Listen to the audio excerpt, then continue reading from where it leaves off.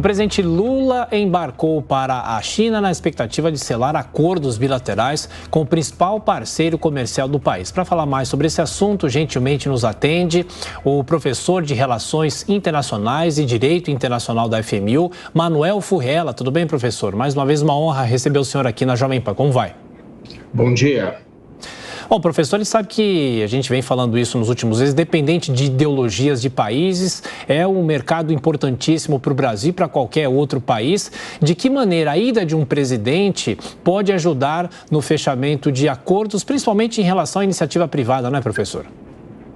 Sim, realmente vai ser importante para o Brasil, já que há necessidade de uma retomada de investimentos, né? Como a gente sabe, a economia brasileira, em termos de crescimento econômico, ainda patina, inclusive nos últimos boletins do próprio governo, do Banco Central e de investidores, instituições financeiras, a indicação é que a economia brasileira terá um baixo desempenho este ano e no próximo ano um pouquinho melhor, mas mesmo assim as expectativas elas não são muito boas.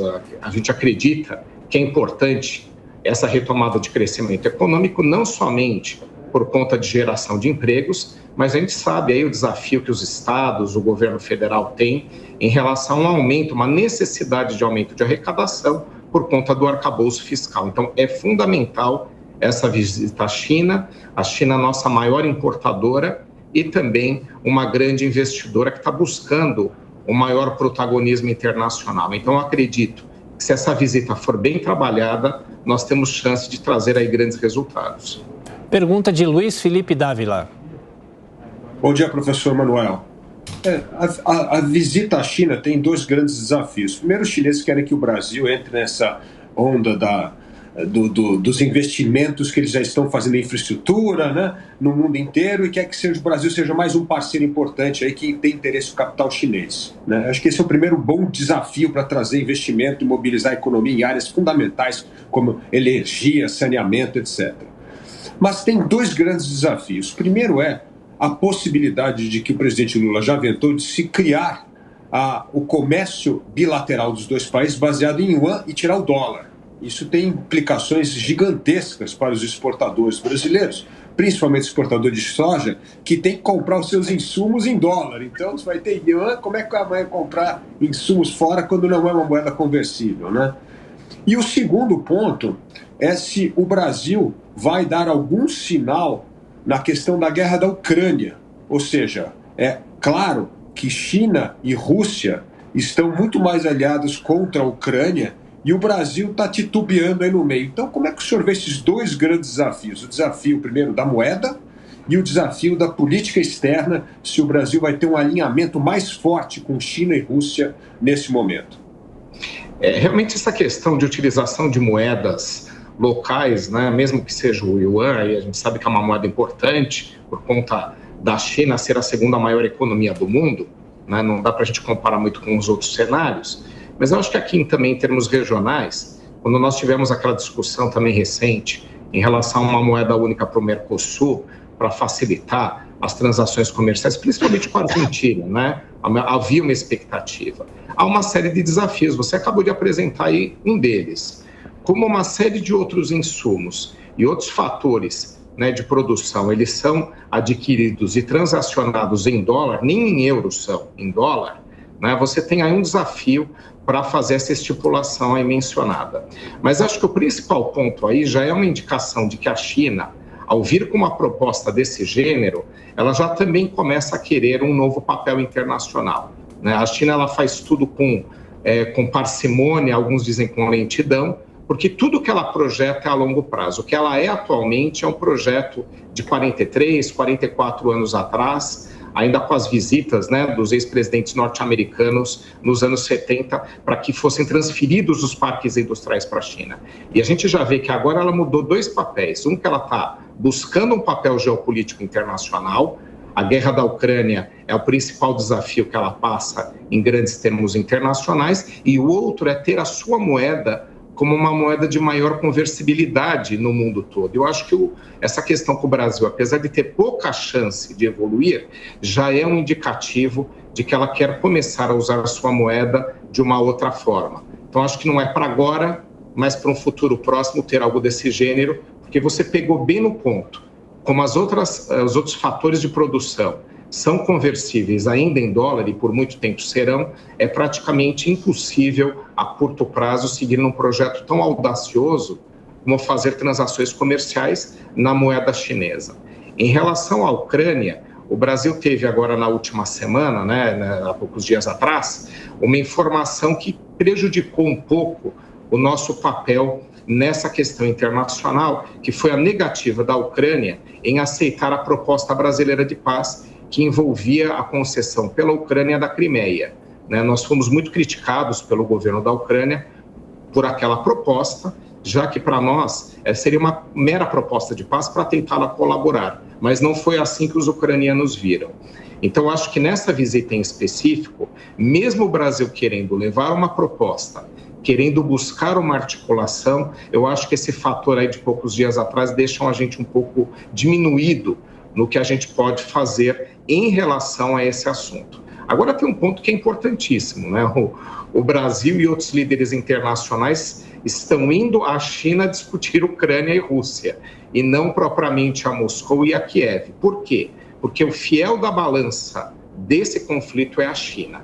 A China tem se beneficiado do conflito, tem se beneficiado principalmente porque um dos seus antigos arqui-inimigos, que era a Rússia, agora é seu aliado, um país importantíssimo.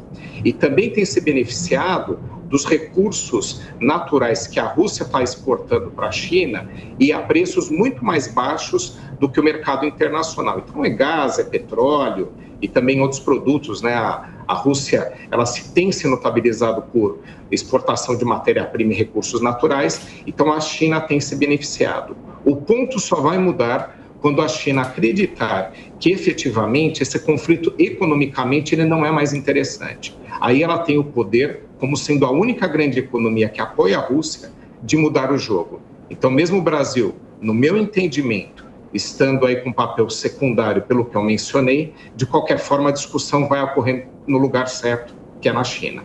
Amanda Klein. Professor, bom dia. Excelente essa sua análise e eu acho que daí a gente tem um ponto de partida para a próxima pergunta, que seria Taiwan.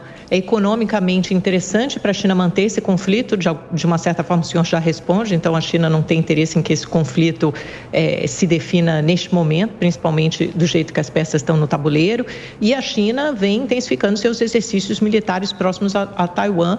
A presidente foi aos Estados Unidos recentemente, que foi visto como uma provocação, ou seja, Lula chega à China num momento geopolítico particularmente sensível, precisa ter muito cuidado com o que vai falar para não fustigar um outro aliado importante, que são os Estados Unidos. Queria uma análise do senhor sobre esse triângulo, Taiwan, China e Estados Unidos, e como o Brasil se encaixa no momento em que ele chega, e também perguntar sobre se deve haver uma adesão formal à investida, iniciativa Cinturão e Rota, que esse Belt and Road chamado da China já engloba mais de 20 países latino-americanos, se o Brasil deve também aderir formalmente a esse projeto. Se isso seria benéfico ou se também poderia criar arestas com os americanos.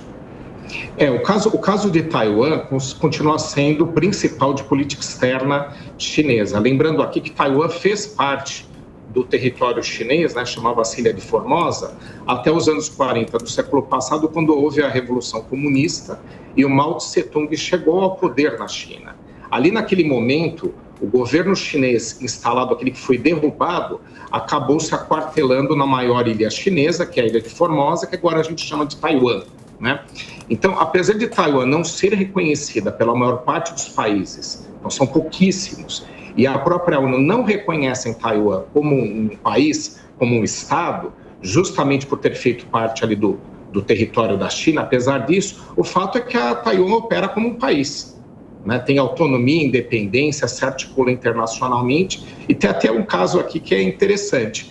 Com quem mais negócios faz Taiwan é com a China. Olha que coisa interessante, Tem umas transações comerciais importantíssimas com quem é seu arqui-inimigo, Mas, de qualquer forma, havia ali uma oportunidade, em 1997, de uma nova proposta para trazer Taiwan para integrar o território chinês. Qual era essa proposta? A mesma que foi levada para Hong Kong. Quando Hong Kong foi reincorporada a China, por conta, né, a gente sabe, era um território britânico. Em 97 ela foi reincorporada. A China apresentou uma proposta de que iria aceitar uma autonomia em Hong Kong, que lá poderia ter democracia e que haveria uma independência econômica. Nada disso aconteceu. Hoje em dia, Hong Kong foi incorporado efetivamente ao território chinês no modelo de desenvolvimento chinês e não naquela autonomia prometida. Então, aquele charme da proposta que poderia ser levado a Taiwan, né, trazendo uma negociação a Taiwan de que poderia ter uma reaproximação no modelo de Hong Kong, não funciona. Taiwan não quer aquele modelo porque sabe que perde a sua autonomia, não é?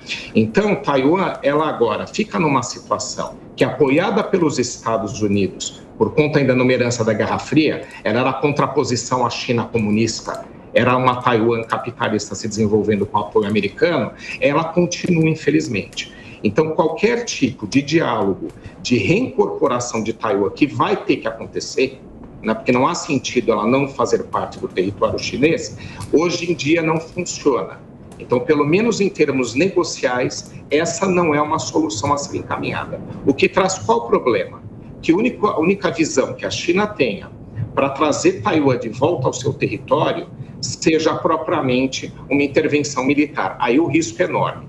Taiwan está extremamente armada, com o apoio dos Estados Unidos, com equipamentos de ponta.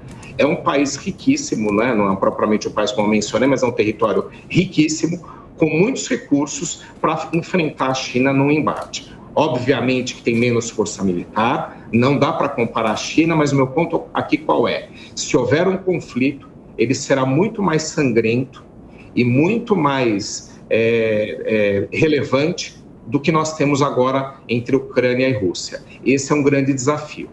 E em relação ao Brasil, fazer parte aí dessa nova proposta da Rota da Seda, que é usar um nome histórico para uma proposta que não tem muita relação com o que era, mas qual é a ideia da China? A China ela quer montar uma grande cadeia produtiva internacional, com estados que sejam para o seu interesse, não só como rota territorial, mas principalmente como fornecedores de produtos. Então, acho que o Brasil, como ele ainda depende, não de tecnologia fina, mas de exportação de commodities e de produtos, né, que estejam relacionados aí com matérias-primas, para o Brasil é uma proposta interessante de desenvolvimento. Então, acho que o Brasil vai entrar, sim, numa negociação para fazer parte dessa rota, até mesmo porque a gente está no caminho dela, que da África agora entra para a América do Sul.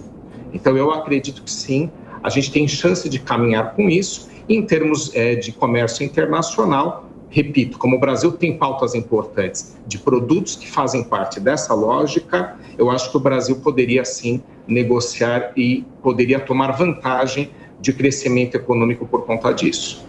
E, professor, deu polêmica, muito comentou-se nas últimas horas o fato de o presidente estar viajando com uma comitiva de cerca de 40 parlamentares, ministros, governadores. Uma viagem como essa requer que o presidente da República vá acompanhado de um grupo grande, porque mesmo num local com uma língua difícil de comunicação? Tem dois aspectos aí em relação a isso. Levar muitos empresários, né, até mesmo porque eles vão por própria conta, né, pagando as próprias expensas, é importante, sim, né? A gente tem algumas críticas, porque alguns dos empresários que fizeram parte da delegação, eles são empresários polêmicos que tiveram recentemente envolvidos em acusações sérias, a gente sabe bem disso. De qualquer forma, né, tirando esse aspecto da análise de quem foi, propriamente, dos integrantes, né, em termos empresariais, evidentemente que é importante. Por quê? Esse tipo de negociação, os acordos que vão ser lá estabelecidos, alguns deles são governamentais, né? A gente tem a de tecnologia para satélites, por exemplo, que se o setor privado tem uma participação, diria, um pouquinho menor, mas em termos de importação, exportação, negócios cotidianos relevantes, os empresários são importantes porque a partir dali negociam com outros entes econômicos chineses. Então, no aspecto de levar um grupo grande de empresários, eu acho que é importante, repito, sem a gente analisar quais foram ou não, né? Não é minha análise aqui. E a outra é levar uma delegação política muito grande, tá? Em termos de negócios, eu não acredito que ela seja relevante por esse aspecto. né? Basta você levar uma equipe técnica habilitada, e o Brasil tem, né? Seus ministros, né? Os dirigentes da Apex, né? A equipe do Ministério da Ciência e Tecnologia, já que tem uma questão de tecnologia a ser discutida por causa dos satélites. Essa equipe, digamos assim, técnica do governo, ela é necessária. Os outros políticos que vão, parlamentares, etc., no meu ponto de vista, como o governo Lula ainda está construindo sua base, e a gente sabe que ele tem 2 votações importantes esse ano, uma é do arcabouço fiscal, as votações do arcabouço, e a outra da reforma tributária, que são agendas as mais relevantes que o governo tem no parlamento, ele precisa da articulação, né? E convidar parlamentares para uma delegação como essa favorece a articulação. A gente sabe bem que o presidente atual é um político muito experiente e ele tem essa visão. Então, eu acho que eles vão mais para atender política interna brasileira de negociação no parlamento do que propriamente participar de uma agenda relevante em termos dessa viagem, em termos de negócios para o Brasil. Não estou desmerecendo, só estou colocando o papel que eu acho que cada um tem. Tem os empresários que vão para uma função econômica junto com os técnicos do governo e tem os demais políticos que vão ali para fazer parte de uma construção da base do governo atual, né, convidando esses parlamentares, mostrando que eles têm um protagonismo no governo, que vão participar da primeira grande viagem ao exterior. Eu acho que é um pouco mais nessa linha. Professor Manuel Furrella, mais uma vez, obrigado pela gentileza, bom trabalho, até a próxima, um abraço. Boa semana a todos, obrigado. Boa semana.